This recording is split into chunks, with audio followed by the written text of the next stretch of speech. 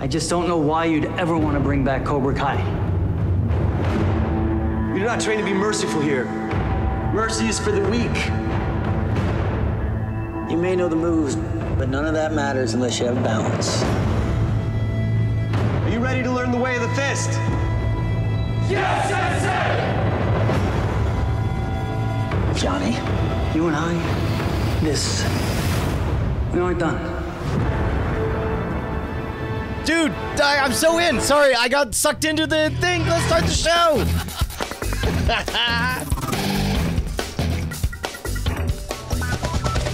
Welcome to Cordkillers, our mission to report the intel from the front lines of the cord-cutting revolution so you have the information you need to be able to watch what you want, when you want, where you want, on whatever device you want. I mean, I'm Tom Merritt, Brian Brushwood. I guess what you want to watch is more of that. Yeah, a little bit of Cobra Kai, new Netflix original coming out. Nope. Did you ever? Is it not? YouTube Red. YouTube Red. Wow. I mean, that's so unfortunate that they would go with YouTube Red. Not only does it sound like the pornography channel, but also red is the color that I associate with Netflix. There's nothing more red than Netflix of all the streaming services. Except YouTube, which pre-exists Netflix. Well, I guess it doesn't pre-exist Netflix, but it pre-exists Netflix as a streaming video platform. Well, sure, but also their logo isn't just a giant red background and all that stuff. Netflix's logo is white now too, with red letters. I don't. YouTube's is the opposite with a red background and white letters. You're killing me. You're killing me. Here's the important thing. In my mind, this is a if you want to see a preview of it, watch what was that music video, Sweep the Leg? That was actually directed by the actor who played Johnny from Cobra Kai. Oh, nice. And so he's sitting there. It starts off with him in his busted old trailer watching and rewatching The Karate Kid. and then eventually he cleans up and puts on a gi and wants to go kick Danny LaRusso's ass. It's amazing. Well, if we, all other considerations aside, it sounds like you want to watch that. Yeah, I do. Or let me put it this way. It might be garbage. It might be awesome. But what I do know is that the nostalgia cheap ploy has bought them a ticket for me to give it a try. Right? Gotcha. And that can pay off sometimes, and sometimes it does not. Well, let's take that and turn it into the primary target somehow. I agree. The smoothest segue ever. When you can't segue, describe the mechanics of a segue. So, Disney's chief strategy officer, Kevin Mayer, talking about Hulu, said it takes an investment for sure. He ain't kidding. Hulu loses close to $1 billion a year. But, as Recode points out, it's a little bit of an accounting trick because Fox, Disney, and Comcast all own major chunks and license their products to Hulu. So it's almost it's not money laundering, but it's like, hey, we'll lose $1 billion on this thing that also sends money back to us. So right, it's all worth it. That $1 billion, and it's not exactly these numbers, but just imagine, let's say you have Hulu losing $1 billion, but that $1 billion that it quote unquote lost was given to the people who own Hulu. So it's not as bad as it might appear. Yeah, they're locking in eyeballs and building growth for tomorrow. And all startups Hulu's age are expected to lose a little money as they ramp up users, et cetera, et cetera. Anyway, Kevin Mayer said it takes an investment for sure, and we're happy to undertake that. Of course, he means that if Disney's acquisition of Fox is approved, which, by the way, is still going to take the better part of the rest of this year, then they're happy to own 60% of Hulu, which is about what they'll own when they own Fox. There's going to be a big profitable service, he says. Now, the big question here is, if Disney is allowed to buy Fox, they own 60% of Hulu, does that other 30% or so that's Comcast's enough for Comcast, who's already a silent partner because of some FCC acquisition rules, keep licensing their stuff to Hulu? And does that matter? Mayer said, this is all about selling shows directly to people. We don't even care if we lose NBC. Separate thread. We've talked for quite a while about how Disney has been pulling their content back off of Netflix and that they're going to set up their own Disney streaming service or whatever. What if, I'm not going to say they change their mind and don't do the Disney service at all, but what if they lean heavy into Hulu for the next couple of years? They delay the Disney service, and instead, like, I mean, they could flip a switch and make Hulu the #1 premium streaming service. Like, if you got the whole Disney vault and all the Disney programming and all the live stuff and all this stuff, Hulu would instantly jump to be the #1 premium service over Netflix, over Amazon Prime. Now, the only reason that I can think of that they wouldn't do that is if they don't want to share with Comcast. If they don't want Comcast to have a free ride, they want to own 100% of their whatever, blah, blah, blah, blah, blah. But my guess is, like, this statement sounds a little bit like a dog whistle with them saying, expect us to give all the good content and make Hulu #1. Yeah, I don't even think it has to be that absolute. There's no indication that they're delaying the Disney service. Bob Iger talked about it, and we mentioned it on the show. Might have been the week you were gone, actually, that he's like, yep, on track for 2019. But it does seem like they are aiming that new streaming service towards kids, that it's going to have Pixar, and it's going to have Disney movies, and it's going to have some Star Wars originals, and it's going to have a Marvel original, but it's not going to have all the Marvel and all the Star Wars. So it's not the complete Disney Vault experience. I think that's actually smart to say, like, no, we don't want to put everything in Hulu. That's a branding nightmare. We'll have an ESPN service that they're, in my opinion, too slowly building up. We'll have a Disney service that leverages our Disney stuff, just like Star Wars is in Disneyland. You'll have a little Star Wars there. You'll have a little Marvel there. But then Hulu becomes their Netflix competitor that also has live television. I think that's the big differentiator is, hey, we've got Handmaid's Tale. We've got originals. They can throw all the Marvel movies, all the Star Wars movies, and live television if you want to have live sports, et cetera, et cetera. Dude, are you ready? Imagine the entire FX back catalog showing up on Hulu. All of the Shield, all of Legion, all of Fargo, all of the extraordinary programming that they're developing on that side. So in other words, the Disney service becomes for kids. Hulu is all the Disney properties and Fox properties, right? That are for adults. Like, that would, one switch flipped, and suddenly Hulu is demonstrably superior to Netflix. I mean, and then the question for Comcast becomes Star Wars. Do we want to keep making money off that, or do we want to go direct to the consumer too? And I think it's smart for them to go direct to consumer. I would pull out of Hulu at that point. Other than the live channels, I'd keep licensing those to the Hulu Live service, just like you license to YouTube TV and DirecTV Now, et cetera. But you've got to have an NBC Direct app at that point. CRBC Killer in the chat says, like I said before, Fox brand for adults and Disney for kids. That really rings true to me, because you remember back in the late 80s, they developed ostensibly a different brand, Touchstone Pictures, to do, adult themed stuff, but all paid under the Disney umbrella. This could be brilliant if they could take, even if it's just the #2 and #3 positions underneath Netflix, where it's like you have Netflix because it's Netflix. Maybe you have Amazon because you want stuff shipped cheap and whatever they have, but then separate numbers 3 and 4 at the very worst become Hulu and this Disney service. Just like that, they have a lock, and as a block, they're even more powerful than either Netflix or Amazon.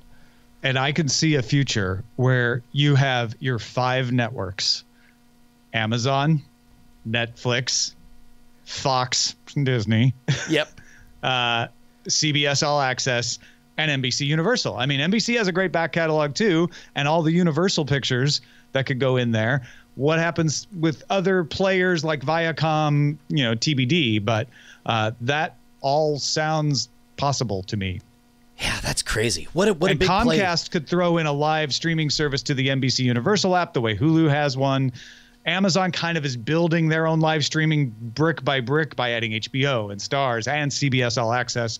I mean, the only one that wouldn't be like that is Netflix, which would sort of be like, well, you consider it with them, or do you consider it more of an HBO Now? Right. And by the way, Bryce is snarking in the chat about R-rated Disney content that there isn't any, but like Touchstone Pictures, they did stuff like that. Are they going to re-rate Bambi? The beginning of Bambi, or what? No, they like all the Touchstone Pictures stuff, like Ruthless People, Bryce. and oh man, there's a bunch of 80s naughty comedies. Down and Out in Beverly Hills, I think, was one. Don't forget, it's ABC Disney. Like, they have all kinds of adult services through their company. They're just not Disney branded with Tinkerbell coming out at the beginning.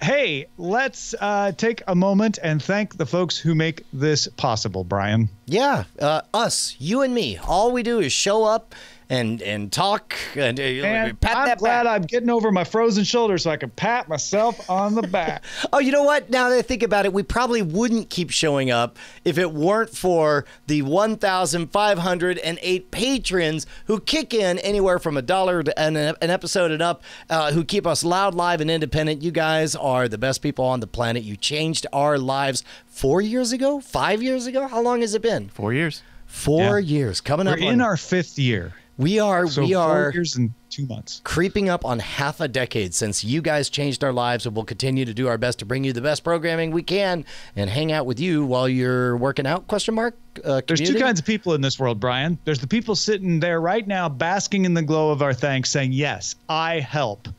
And then there's the people who need to go to patreon.com/Cordkillers so they can have that feeling too. Yeah, man, you've known it for a while, haven't you? Hey, I'm talking to you. You've known this for a while. It's time. It's time. I'm giving you permission. Join us. Patreon.com/Cordkillers. Let's talk about how to watch.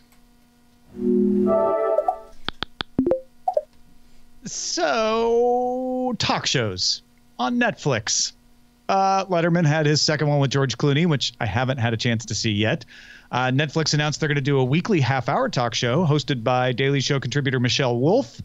It will supposedly have humor that they couldn't do on TV, premiering later in 2018. And the Joel McHale show with Joel McHale premiered on Sunday. It did pretty much have a green screen and was pretty much the soup. It was good, though. With some pre-production elements and stuff to keep it funny, but it was as good or better than the soup, right, Bryce? Yeah, I mean, it literally, they make a point of it at the beginning of picking up right where they left off. The first thing they talk about is The Bachelor.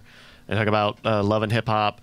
The one interesting thing about it is the same thing that I saw with Chelsea, which was that it also, there's a segment where they talk about a Netflix show, which is this was the Ultimate Beastmaster. They played some clip from the Ultimate Beastmaster, like in a snarky kind of way, like look at this garbage. Yeah, basically. Okay, or, the way that they do on The Soup. Yeah. You know, where it's like, which by the way is a very savvy move to have your guy on your network mocking the other show on your network. You know, we've talked about this before, but the closest thing to real magic that exists in the YouTube world is the power of the collaboration. Mm-hmm. Like both parties end up winning, even when, I mean, you know, there's a certain YouTuber that was naughty and the whole world talked about him. Probably benefited his brand that they were talking about him, you know. Well, until they talked about him so much that he lost all his ad sales, but he still may come out of that smelling like a rose. You're right. Who knows? But you get the sense that synergy is really what Netflix wants out of these, out of both what they wanted from Chelsea and what they want out of the Joel McHale show. Like he goes into a pre-produced skit that Netflix put out on YouTube. And it's him walking around the Netflix offices, and he shows up in the underground, and there's Paul Reiser, and he goes, and there's that's the upside down Bryce. Oh, I was actually wondering if that's you said the underground, and I was like, what is this? This sounds awesome. He's like smuggling aliens across the border. Welcome to the underground. Yes, the Underground Alien Railroad. But if you get that channel, that the talk style format, which is still very much topical, reality shows that people just love to watch and hate watch. You get the KTLA joke segment, but also there's a Netflix thing in there, and if it doesn't look half bad, you might draw eyeballs over there. Okay, on this idea of hate watching, let's make predictions. I love to speculate wildly. I don't know if you know this about me. Really? What are the odds that within 5 years there is Netflix programming that is designed for a target demographic, let's say 15-year-old girls or something, and that there are, along with, because every Netflix original has the audio visual commentary of describing what's happening on their track. How far off are we from at least one offering coming out with a track that's basically built-in MST3K riffing from people who don't like or respect the material, but just make jokes during it the entire time. Like Netflix could do it to their own show. Correct. With the writers from the Joel McHale show, for instance. Correct. The Joel McHale track, let's call it. I could see that like existing as a show on Netflix of like, because they have MST3K on Netflix, the new ones. Sure. Just launched on there recently. I could see them doing their own thing of just like, hey, it's actually having an MST3K track where they have the MST3K talent riffing on their own Netflix originals. Yeah, I mean, I think I see that happening in a right. In a How cheap show. would that be? Yeah, and especially if Netflix owns all those originals, we have a good Cloverfield, do it right now. Yeah, big win for Netflix. Just turn around and yeah. I mean, but Netflix has been also really cagey about extra content. Like, it was a big deal a few years ago when they put out the director's commentary as a track for House of Cards, and they never did it again, and they haven't done it with anything else since. But don't they do like Beyond Stranger Things and weird after show type? Well, they're trying that on, and I think that's one of the. To be honest, I think that's one of the smartest plays Netflix continues to do is to not say we now do this all the time. Instead they say we did this, and then no comment. Yeah, didn't even ask if you liked it or didn't like it. We did it. It would be smart to do something like that, even if it's a special, even if it's a one-off or whatever. Like, hey, we'll call it not so. JC Calhoun says they did an MST3K of the trailer of Stranger Things. Yeah, trailer's not quite where I'm getting at. Not as risky. Yeah. It sounds like, but it's a step in that. It's a tippy toe step, right? Yeah. Well, and I actually now the more I think about it, it's like you have to have familiarity to breed that contempt that breeds good comedy coming out of it. So it's like maybe you might be able to go back and do that to Lilyhammer or something, right? Something that has already had its run at trying to be whatever it wants to be, and now it's just kind of a back catalog library thing. Sure. Now you can breathe new life into it with an audio commentary track. Hemlock Grove. Oh my God, Hemlock Grove would be great. That would be great. All of a sudden, I would watch Hemlock Grove.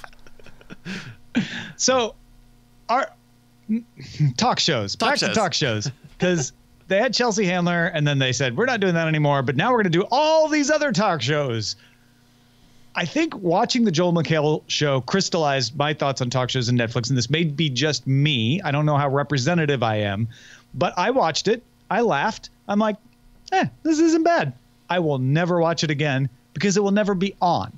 It is not quite good enough for me to seek it out, right? Well, okay. The best that could happen is Netflix will suggest it, but always when I go into Netflix, I go in because I know what I want to watch in advance. I am so glad to hear you say that. When they suggest it, I'll be like, oh yeah, I should watch that, but I'm going to watch the thing I want to watch first, and I won't. I'm not sure how these kind of timely, because the Joel McHale show was very timely. I don't know how they work. All right, you ready? Here's the difference. I'm going to pitch this. I'm just trying it out. I'm trying this on personas. I'm extroverting right now. It's the difference between a shopping mall and a library. You do not set foot into a library wondering what book you're going to get. You open the door of the library because you know you have this one research paper. You know you have this one topic. You know that this one book that you were told is in there somewhere. And yes, we know like 10 of you are exceptions, but in general, Brian's right. Right. Okay.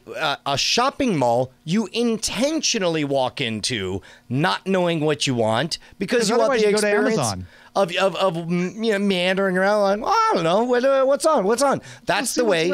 That's the way I treat YouTube. I open up YouTube and part of it helps that, I have content on YouTube, so I have an excuse to be in that environment. But I look over and I'm like, oh, new Red Letter Media. Let's just click on that.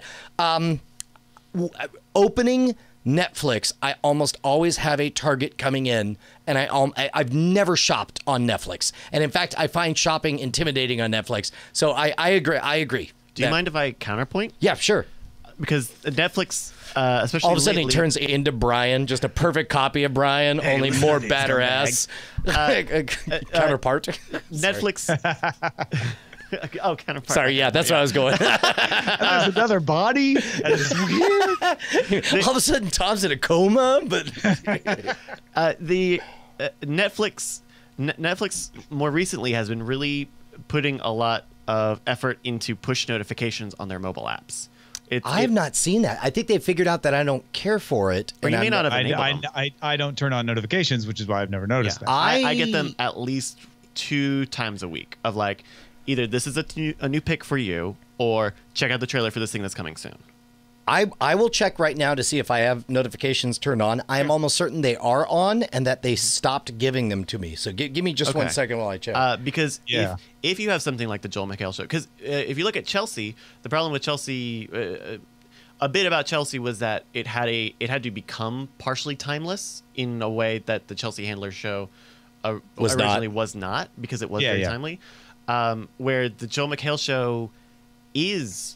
Yeah, I've got all, you can't see it, but they're all green. I have notifications on everything. I almost never, ever get a Netflix notification. And I think it's just because I think they have some algorithm that if you don't respond to them, they figure out, well, that's not working. Let's not, keep hammering that as it'll just lose attention. That's interesting because I don't really respond to them much either. But in any case, I think by having the Joel McHale show be so timely and topical and based on shows that are coming out now, I think it gives them incentive to try to push new ways to let people know that stuff is coming. It's similar to the David Letterman thing, right? They're only going to do, 4 or 6 of those, and they're once every month. But that means once every month they need to say, hey, this is the new thing. And we've already seen them do other weekly shows, doing Better Call Saul outside of America, Star Trek Discovery outside of America. They have to figure out how to get people to watch stuff weekly, and this is a play into that early. Well, and it's also something where there's only so many buttons that you can press, or they have an attention button, right? And they have different flavors of attention. They have sci-fi attention, they have horror attention, they have schlock attention, they have new releases attention, they have Netflix original attention. But if you overpress any of those buttons, just people fade out and wash out.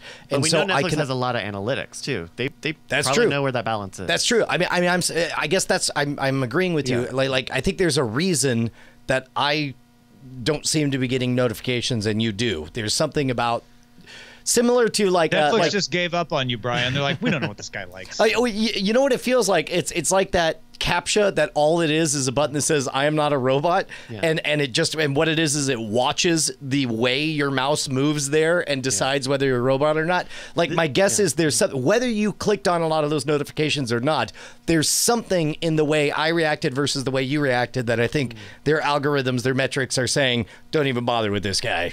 Send it to this millennial. I don't want to get into. I wonder if you're logged into Netflix on your phone, or if it's. Hold on. That would be. Hold on. That's getting By into the way, very specific. Better Call Saul and Star Trek Discovery are weekly because they are put out weekly in their main market, right? I don't know that Netflix would do it that way if they had the choice. They just don't have the choice in those cases. Really? It says I'm logged in. Even though, we'll talk about this a little later about a new Netflix season coming out in parts, and it's not the first time. Which I think that's a different set of calculations going on with them. Yeah, and maybe that's just more of them trying to find the right balance of how often is good. I just found out there have been 4 seasons of Fuller House already. Yeah, I found that out on Joel McHale show too when he talked about 5th season coming up. I was like, really? There have been 4 seasons? Yeah. I wonder if that's how much that goes into it, of how frequently can we have a premiere of this thing. This is why it doesn't notify Brian, because it takes him this long to launch Netflix. Well, okay, so I went and it said I was logged in, that it said I needed to re-log in and that my password had changed. And so maybe, I have now officially logged in and left it logged in. We'll see. Cool. We'll see. We'll see. We'll report back. Well, now that you're logged in on Netflix, you'll need to know what to watch in Under Surveillance. Not like real estate. It's all about location. Under surveillance. All right, we got some stuff out now and stuff in development. We'll start with the stuff out now. First 3 episodes of Stargate Origins launched. MGM is charging a one-time $20 fee for you to access Stargate Command, and that's where you can watch these new episodes as well as all the episodes of the old Stargate SG-1 show and Atlantis, etc., plus old episodes and movies. They even put the original Stargate movie up for free on YouTube as a promotion. This seems like a fairly... have we seen this anywhere else? A one-time fee that just gets you everything on a continuing basis? Yeah, these are the only folks doing it as far as we know. I think it's brilliant because people love to buy options and the illusion that they will ever get around to using stuff. There's like, for example, yes, there'll be some amount of expense that they'll have to do to keep these servers going on an ongoing basis or whatever. But the idea, if I use the metaphor of you're handing me a magic DVD that costs $20 and it has all of the Stargate anything, and I can have it forever and ever and ever and ever. Like, why would you not do that if you dug that thing?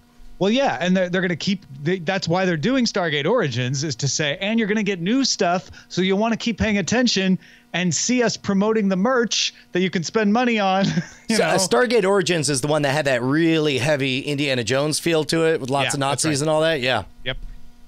The first of Chris Rock's 2 Netflix specials debuted February 14th. I'm sure you all spent Valentine's Day watching it.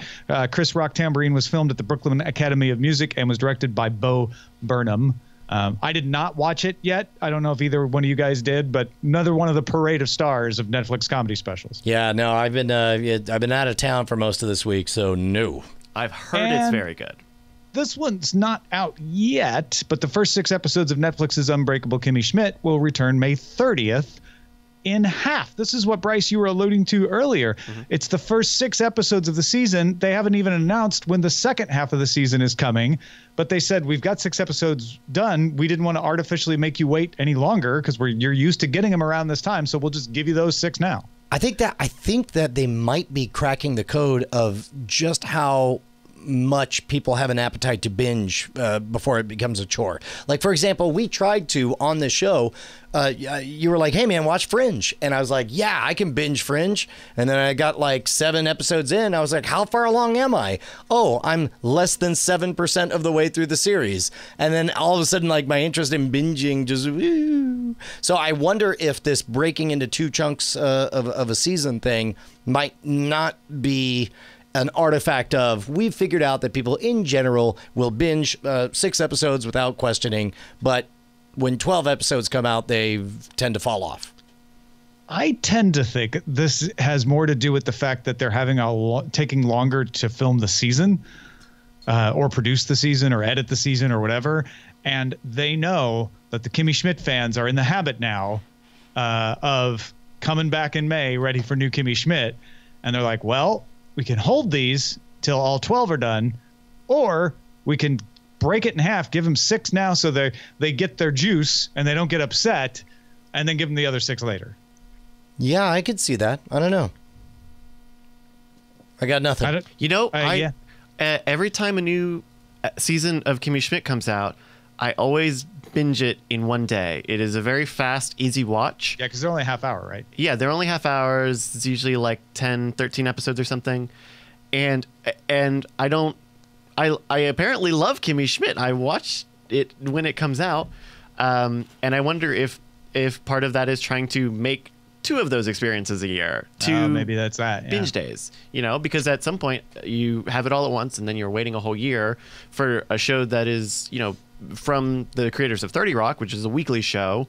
I think those people are accustomed to that or are used to that. And maybe that ends up working better where you watch the new week of an episode and then you find other stuff to check out.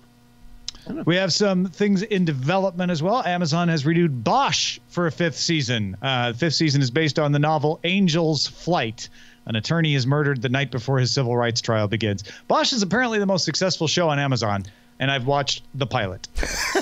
That is amazing to me. That's amazing to me. By the way, has there been any new word on Transparent? I actually fell off on watching. Yeah, they're going to do another season without Jeffrey Tambor. Wow, that'll be interesting. But yeah, I kind of fell out of the last season that came out as well. I agree. CBS announced it will make a 2nd season of Carpool Karaoke for Apple Music. And because this is like, that's the old Apple. It's like, here's the one show that didn't suck of the originals we've done. We'll do another one of that. And Apple announced it's partnering with Warriors star small forward Kevin Durant, at least with his production company, 35 Media, as well as Imagine Media, to create Swagger, a scripted series based on the basketball player's early life. About a month ago, YouTube announced it was partnering with Durant's video business to offer up a documentary type sports programming, but not scripted. So, I mean, Apple has an all-star lineup of things that are going to come out sometime, somehow, and we don't know how. And now they've got a scripted series based on an NBA star's childhood.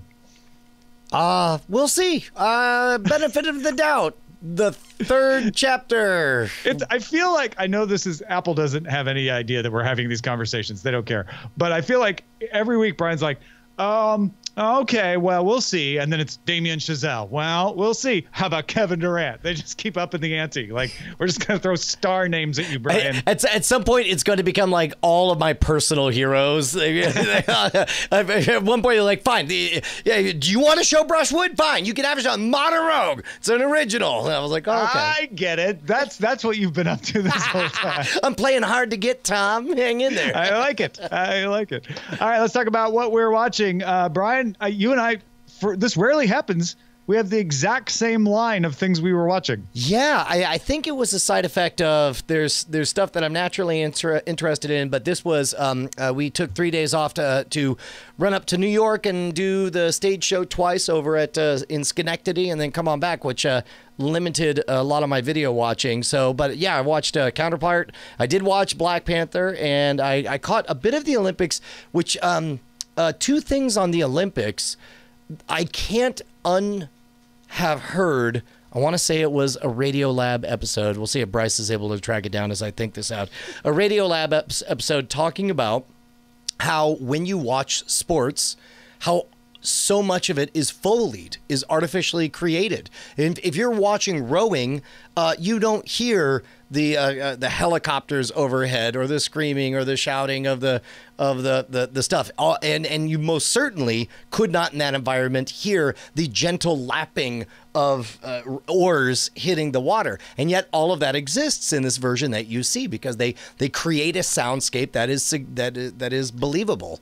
Yeah, and don't misinterpret what Brian's saying. He used the word Foley, and some of you may be like, you mean they fake it? It's like, no, they sculpt it. Like they get those shotgun bikes, so they're like, let's just pull out just the lapping of the water. Let's mic like so that we just get the sleds sound running down the bobsled track and nothing else, and they cut out everything else. If I remember correctly, there was a little bit of actual Foley just blended in there for verisimilitude. I don't know if I'm saying the word right, but at any rate, it's fascinating to watch. All of my viewing of the Olympics has been with the sound down at some kind of restaurant or bar or something, and it's amazing how good they've gotten at telling giant chunks of the story without the audio component, and I've enjoyed that quite a bit.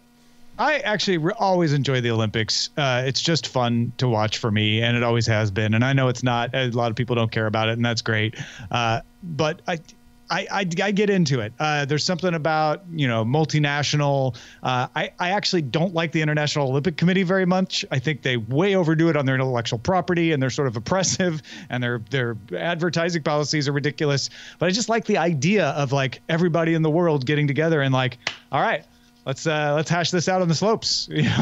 Let's go for it. And there is a real element of that comes out. Technology-wise, it's better than ever. NBC Sports app is letting me down a little bit, I'll be honest. I end up going to PlayStation View and watching the NBC broadcasts there because they're more reliable than the streams that are actually in the NBC Sports app. But the app does have a bunch of on-demand stuff, so if I want to go back and see something I missed or whatever, it's pretty nice. So I've been enjoying it. Yeah, right there with you, man. And Bryce, then, of course, what should we be on Deadwood. the lookout for?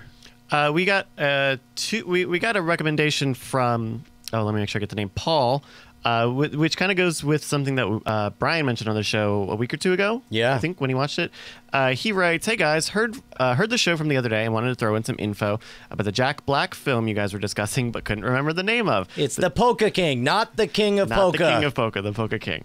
The title of that movie that Jack Black did on Netflix is called The Polka King, a very funny and entertaining movie that he agrees with. I'll also, outside of this letter, I will also agree. It was one of the things I got to see over the weekend. It's a fantastic story, and it's Jack Black doing another great real life character. Yeah. It's fantastic. Paul continues, but there is also another movie on Netflix I haven't had the chance to watch yet called The Man Who Would Be Polka King, which appears to be a straightforward documentary about Jan Levin, the man whose life the Polka King is based.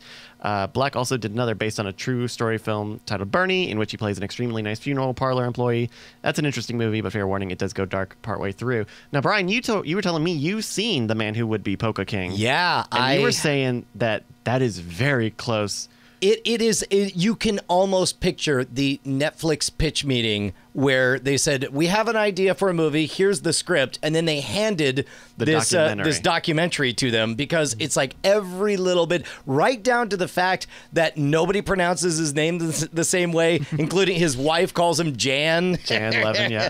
And this movie, and I don't want to spoil anything. This documentary ends shortly before kind of the third act, the end, roughly at the end of the second act. Yeah. So it's great. It's great. Watch the Polka King and then watch the documentary on it, because it's as amazing either way. Yeah, and actually, I saw in the credits at the end of the Polka King that it was said based on The Man Who Would Be Polka King. So I think that direct line between pitch to development is probably more accurate than joke. Both The Polka King and The Man Who Would Be Polka King are on Netflix now. It also looks like you can get The Man Who Would Be Polka King on other VOD stores. Yeah. Or by sending me a check to this address.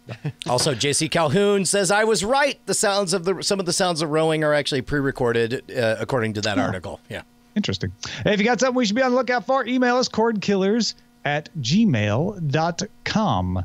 Meanwhile, buy my product. I would like to buy a product if only I knew what product you had available. What's your latest, newest product, Tom?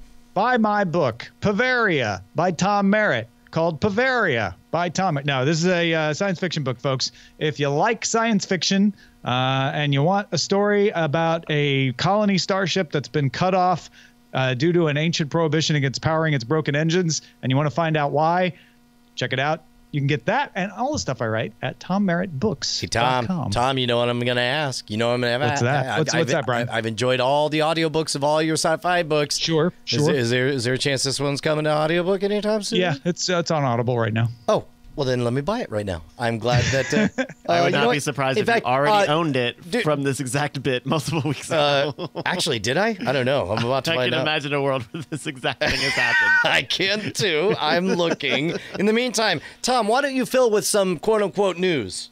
On to the front lines to Phil. Front lines. Well, this is something that hopefully Disney will fix. Hulu had another outage of its live stream and TV part of the service. Whoops. Look, Sling had outages, View had outages, DirecTV Now. It's a rite of passage. Actually, YouTube TV seems to be the one that's escaped this for the most part. This one was over the weekend during the Olympics and the NBA All-Star Game, things you want to watch live. Outages happened in streaming on Saturday and in login on Saturday and Sunday. Sources told TechCrunch that the outages were the result of an issue at Hulu's Las Vegas data center. Tom, I'm going to need you to take the next story because I haven't finished purchasing Bavaria from Audible.com. All right. Well, wait, one last thing. Disney just bought BAMTech, remember? Oh, that's right. Disney is a majority investor in BAMTech, and I believe they might have a controlling interest, but I don't think they actually own them. Ah, okay. It's a subtle point, but it's an important one. No, very good. But yes, BAMTech is going to help them fix Hulu's streaming issues, which is really your point. Twitter will begin streaming local TV news coverage alongside its timeline in certain cases. The new feature was tested during coverage of the school shooting in Florida on Wednesday. Twitter is partnering with local channels to carry the streams and display them alongside tweets about the events. More of Twitter becoming your local news broadcaster. This just in, I bought the book Bavaria by Tom Merritt. I'm very excited to read it. In the meantime, YouTube TV has added channels from Turner as well as NBA TV and Major League Baseball Network. And after March 15th, new subscribers will have to pay a $40 a month now, $5 more than now. It's also now available in all top 100 markets, covering 85% of the United States. You speak baseball, Tom. How big a deal is this? Yeah, well, it's NBA TV and MLB Network. So for baseball fans or basketball fans, this is a nice sweetener to the deal. Like, ooh, well, okay, they have that now. Maybe I won't click PlayStation View, which is the same price. Having more channels that you can compare it to, it's really making the decision about which streaming service you want starting to rest on which one fits your lifestyle. Like most of them are starting to have equivalent channels. Even if there's particular channels you want, you should look, but almost all of them have MLB TV. Almost all of them have NBA TV now. So then it becomes like, oh, well, YouTube TV works great with Chromecast, and I like that. Or PlayStation View's on my PlayStation, so I like that.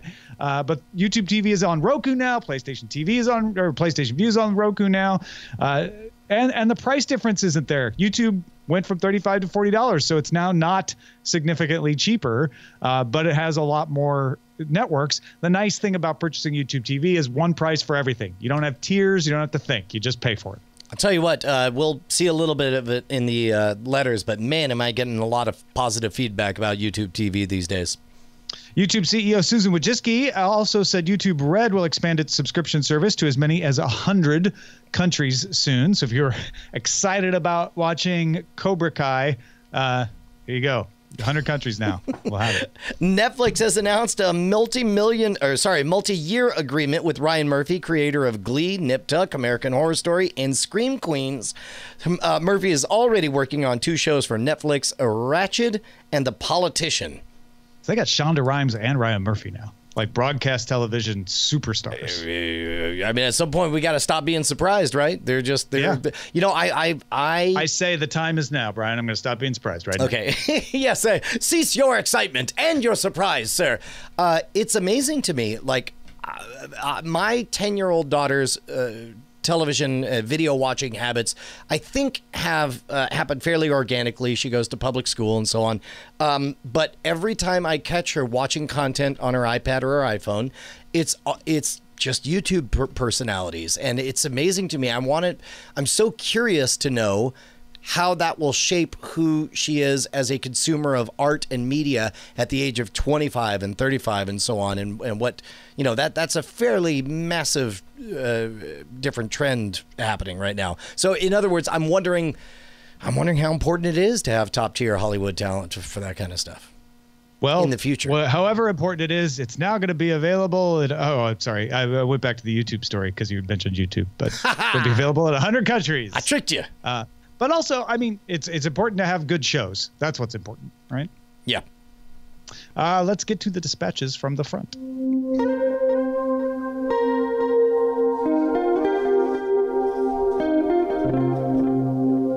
Steve, 1/2000th of our boss, as he puts it, says, hey guys, I don't have a TV and I watch broadcasts via YouTube TV. The interface is great for me and I love watching on various other devices, i.e. a cell phone. My girlfriend cut the dish cord and was trying PlayStation View with a Roku. She found the interface/experience frustrating, so when Roku added YouTube TV, I convinced her to try it out, and we have a winner, at least in their household.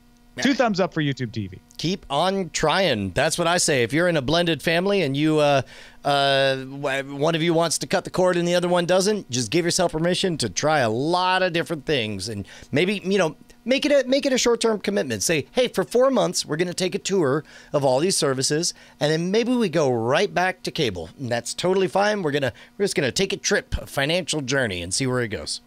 Yeah, try. And the best part is you can jump out of them anytime. Yep.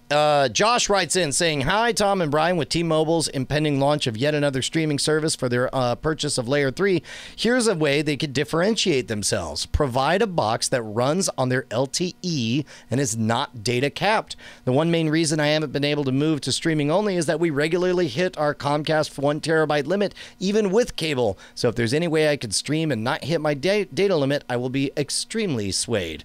I got to tell you, man, I can actually see this would have sounded outrageous 5 years ago, but I could see them trying that as an experiment in limited markets. No, I absolutely assume that when T-Mobile gets their 5G network up and running, this will be a product. They will sell you a box that you get free with a commitment to a monthly subscription that brings you your television service and music and doesn't have a bandwidth cap, doesn't have a data cap. Data caps are largely gone on mobile in the U.S. anyway. So I don't even think that's unusual. What is weird, though, is there is this patchwork of places where people have a terabyte data cap. Brett FM wrote in with a story about how he had to agree to get the DirecTV satellite dish, even though he didn't want it, in order to get affordable unlimited internet in his location. Otherwise, he would have had to live with a 1 terabyte data cap, or if he wanted unlimited, pay $180 a month to Cox Cable. So he told AT&T, fine, if it gets me unlimited at a decent price, send me the dish in the box, I guess, and I'll stick them in a closet. Yeah, Stoic Squirrel in the chat says, is there even such a thing as an uncapped LTE connection? I believe I think we talked about it a few months ago that I switched over to one through AT&T. I have an uncapped LTE connection. I mean, yes, I know what Stoic Squirrel may be talking about. There is sort of this, if you're over 28 gigabytes in a month and you're on a congested connection, we have the right to slow you down to 3G speeds temporarily. But to be honest, that is such a rare occurrence for most people. It's as if it was entirely unlimited. Yeah. Ken writes in saying, I am hoping that the Game of Thrones creators, Benioff and Weiss, will take the Star Wars universe in a different direction in the same way Deadpool took the Marvel movies in a different direction. What are the chances they will bring the nudity, sex, and graphic violence of Game of Thrones to an R-rated Star Wars movie? What a curious question. It's curiously phrased, because I'm all for an R-rated Marvel or Star Wars movie because of the lack of restrictions. Like, oh, you have creative freedom to go wherever you want and not worry about, oh, wait, are we going to lose our PG rating if we do this? He says, can you please bring the nudity, sex, and graphic violence? Well, as if that was like the important part of it. Here's my guess, is it takes a while for a space to mature. We have to feel like we understand the rules of a space to get that adrenaline rush of, oh my gosh, nobody's done this in this space before. And Deadpool did that. We've had comic book movies for a long time. We've had the Marvel Cinematic Universe developed for a long time. So we felt like we knew the rules of comic book movies in major releases. And then they violated that, and we got this awesome, serotonin rush of like, that's so outside the boundaries. And then we immediately followed it up with like, okay, what if we did that with hyper violence and curse words and gravitas with Logan, right? And then they were like, we love that too. And so, but imagine if they had done either of those maybe 3 movies in after Iron Man in the MCU, it would have been too much, too early, too fast. And I think it would not have worked the way it worked in this case. And I think likewise, it's going to be a good half decade to a decade of filling out the Star Wars universe before they subvert our expectations about it. But Benioff and Weiss may be slotted in at that time. That may be the plan, is like, we're going to have a few other anthologies from other directors. We're going to have Rian Johnson's trilogy. And then we'll be at the point where we can let Benioff and Weiss do an R-rated trilogy. But again, it's not about like, oh, please, I want to say dirty words, because then people who are comfortable with that think, well, why do you have to do that? It's not about like, I want to just say dirty words. It's about, I want the freedom to tell the story the way it should. And if this character is the kind of character who says the F word, because there are people who say that, then I want that character to sound authentic by being able to talk however they would talk.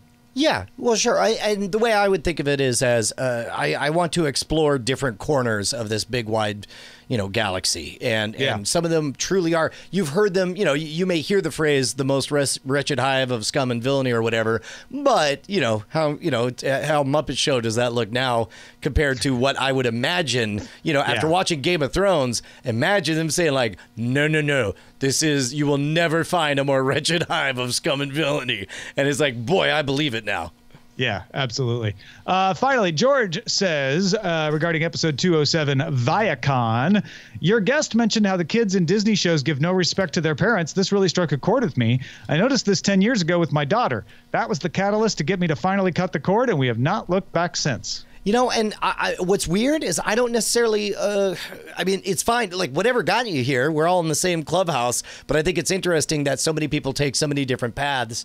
And that is not something, well, I don't know. I guess when I talked about it, I was saying that it was frustrating. And at one point we had to cut the kids off because they were trying it on for size. So I don't know. Interesting. Yeah. But cord cutting does give you more control. I think we've been saying that for years, that it can save you money, but the biggest thing it gives you is control. And if you decide like, I don't want to watching that, it's much easier to cut it off. Just end the subscription and move on to something else than it was with cable. Well, thank you, Brian and Tom, for joining each other today. Yes, Tom and Bryce and Brian, who are all on the show together. Thank you, Bryce and Tom and Brian. Bryce, thank you for once again producing the show like you do every week. And Tom, with thank you for hosting the show like a professional. Brian, thank you for referring to yourself in the third person. Our website is cordkillers.com. Our email address is cordkillers@gmail.com. We're live on twitch.tv/Night Attack, which is also carried on diamondclub.tv. Mondays at 7 p.m. Eastern, 4 p.m. Pacific. We'll see you next week. Hey guys, Tom and Brian here. We just wanted to say thank you to all of our $5 patrons who keep us loud, live, and independent. You guys make Cordkillers the production that it is. Your name appears in the video credits and appears in our hearts. And if you'd like to become one of them or see who they are, you can go to patreon.com/Cordkillers. You'll need to do more than just go there, though. You'll have to sign up and, pledge an amount. But unless you just want to see who they are. Well, I mean, you could gawk. That's a little creepy, isn't it? If you want to be a gawker, let's go. It's up to you. Diamond Club hopes you have enjoyed this program.